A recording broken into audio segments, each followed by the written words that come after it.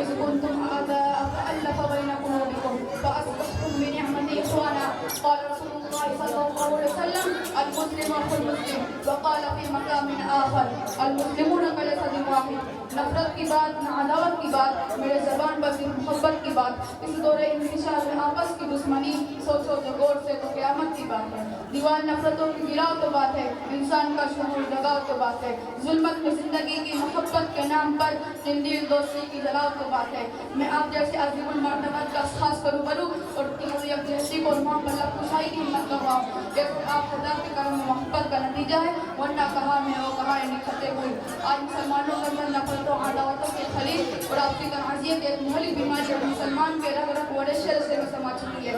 ہمارے اندر اختلافات تنازعات میں جنگ لیا ہے جس کے بغیر ہر مسلمان ذلت رسوائی کے دلدل میں پھنسا ہے. مسلمان کا مختلف جماعتوں اور تنظیموں نے آپسی اتحاد اتفاق کو باقی نہیں. کوئی اپنے آپ کو سنی کہتا ہے، کوئی اپنے آپ کو بریلوی کہتا ہے، کوئی اپنے آپ کو دیوبندی کہتا ہے. مسلمان کے مختلف تنظیموں نے آپسی اتحاد اتفاق کو باقی نہیں لگا.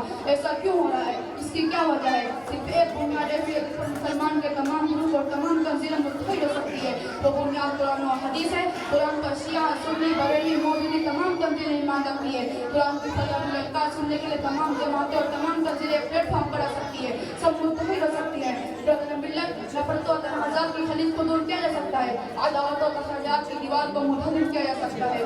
شرط یہ ہے کہ ہم سب قرآن کی الکار کو سننے والے ہوں. ہم مسلمان ہیں، قرآن پر ہمارا ایمان ہے، احکام پر بھی ایمان ہے. رہبر ہمارا قرآن ہے، حاضر رسول کا فرمان ہے جس پر سب کچھ قربان ہے. تو آئیے قرآن کا فرمان سنیں اور رسول کا فرمان سنیں. اپنی زندگی سے نفرتوں اور تنازعات کی دیوار کو گرا ڈالے. قرآن کہتا ہے ان هذه امتكم امة واحدة وانا ربكم فاتقون. جب قرآن ہمیں ایک کہہ رہا ہے، یہ رسول کا فرمان ہمیں بتا رہا ہے کہ ہم سب ایک جسم کے مانند ہیں، تو ہمارے اندر اختلافات نے جنم کیوں لیا؟ ہمارے اندر تشدد میں عداوت پیدا کیوں ہوئی؟ ہم الگ الگ منفرد کیوں ہیں؟ یاد رکھیے جس قوم میں ملت نے انتشار و اختلافات و تنازعات کو اختیار کیا اس قوم نے کبھی بھی کامیابی اور کامرانی کا چہرہ نہیں دیکھا. وہ ذلت رسوائی کے گہرے اور اندھیرے کنویں میں گر گئے. اور جس قوم میں ملت نے اجتماعیت، وحدت اور یکجہتی کو اختیار کیا وہ ہمیشہ فلاح و کامرانی کے اونچے پہاڑوں پر نظر آئے.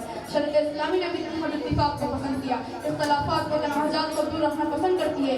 اسلام آپ سے محبت و اخوت کو چاہتا ہے، لیکن آج مسلمانوں نے شریعت اسلامی کو فضول بحث و تکرار اور آپ کی بیچ سے کچھ کا کچھ بنا دیا. سینکڑوں ٹولیاں اور جماعتیں آپس میں ملی اور اس ملت کی ایک ایسی درگٹ بنی گئی دوسرے کو راہ ہدایت کیا بتا سکتے. خود اختلافات و تنازعات کی دنیا بند کر کے دین میں متفرق ہو کر ایک دوسرے کے مقابلے سفارہ ہو گئے.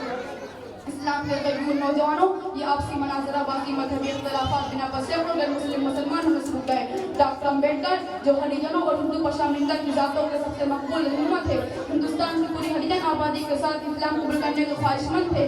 گاندھی جی کو یہ بات پتہ چلی. گاندھی نے ڈاکٹر امبیڈکر سے پوچھا تم کون سا اسلام قبول کرنا چاہتے ہو؟ شیعہ مسلمان ہونا چاہتے ہو یا سنی مسلمان ہونا چاہتے ہو؟ شیعہ مسلمان ہونا چاہتے ہو تو اس میں بہت سی مذہبی فرقے ہیں، اور سنی مسلمان ہونا چاہتے ہو تو اس میں بہت سی فرقے ہیں. کوئی وہابی ہے تو کوئی سنی ہے تو کوئی بریلوی ہے تو کوئی بودوبندی ہے، اور ان سب میں آپس میں ایسی نفرت ہے کہ دوسرے کو داخل اسلام نہیں مانتے. ڈاکٹر امبیڈکر نے اس گفتگو کے بعد اپنا ارادہ تبدیل کر دیا اور کہا کہ میں سمجھتا تھا اسلام میں ذات پات نہیں ہوتی، اس لیے میں تم سب کو پسند کرتا تھا. یہ عبرت کی وہ داستان ہے جس کی سیاہی ابھی تک تاریخ کے صفحات کا خوش بھی نہیں ہوئی.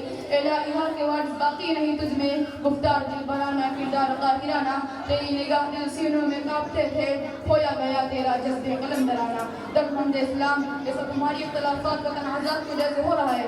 ابھی وقت ہے تفرقہ بازی اور منازعہ باری ترک کر دو اور ایک پلیٹ فارم پر آ جاؤ. آج جو کچھ بھی ظلم و ستم کے باہر مسلمانوں کو برداشت کرنے پڑے ہیں وہ آپ کی فوٹو نفاق کی بنا پر ہو رہا ہے. قرآن الکار کہتا ہے وَاعْتَصِمُوا بِحَبْلِ اللَّهِ جَمِيعًا وَلَا تَفَرَّقُوا. تمام اللہ کی رسی کو مضبوطی کے ساتھ پکڑ لو اور تفرقہ بازی مت کرو. قرآن و حدیث کی فرمائش وحدت اور اتفاق ہے.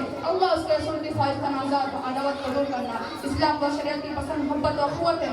کسی شاعر نے کہا ایک ہو جائے تو بن سکتے ہیں خود شیر مبین، ورنہ ان بکھرے ہوئے تاروں سے کیا بات ہے. شہدایان ملت رسول صلی اللہ علیہ وسلم کے فرمان کو غور تو کرو. محسن انسانیت صلی اللہ علیہ وسلم نے ارشاد فرمایا المؤمن للمؤمن کالبنیان المؤمنان يشد بعضه بعضا. ایک مومن دوسرے مومن کے لیے ایسا ہے کہ جیسا ستون کو ایک دوسرے سے باندھا گیا ہو.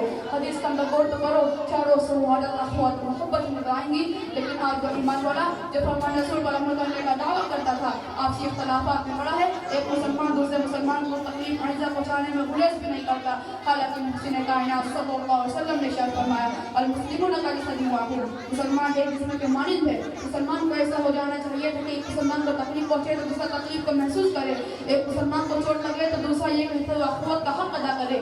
چوٹ لگے تجھ کو, درد مجھ کو ہوتا ہے, رب کا آپ کے فرمان پر غور کرو. ارشاد فرماتا ہے انما المؤمنون اخوة فاصلحوا بین اخویکم. قرآن ہم سب مسلمان کو بھائی بھائی کہتا ہے. ایک حدیث میں آتا ہے کہ مہانی صلی اللہ علیہ وسلم نے ارشاد فرمایا المسلم اخو المسلم, فرمان رسول سے بھی اخوت ثابت ہے. تو پھر بھی قرآن کے خلاف قدم اٹھاتے ہیں, پھر رسول کے فرمان کے خلاف قدم اٹھاتے ہیں. ہم آپ سے اختلافات کا انتشار میں کیوں پھنسے ہوئے ہیں؟ برادران اسلام, ہم مسلمان آپس میں بھائی بھائی ہیں. ہم شیعہ واد میں سب سے پہلے مسلمان ہیں, ہم سنی واد میں سب سے پہلے مسلمان ہیں, ہم بریلوی واد میں سب سے پہلے مسلمان ہیں, ہم دیوبندی واد میں سب سے پہلے مسلمان ہیں. ہم قرآن و حدیث کی آواز پر لبیک کہتے ہیں, اس پر ایمان رکھتے ہیں. ہم اختلافات کا انتشار کو ہم سے دور کر دیں, ہم تنازعات و عداوت کو ہم سے دور کر دیں, ہم تفرقہ بازی اور مناظرہ بازی کو ہم سے دور کر دیں, اور فرمان قرآن اور فرمان رسول کے پلیٹ فارم پر ہم ٹھہر جائے تو کسی کی کیا مزال کہ ہمارا مقابلہ کر سکے. اسی لیے کہ ظلمت و زندگی کا مقابلہ کرنے کے لیے جماعتی قوت درکار ہے.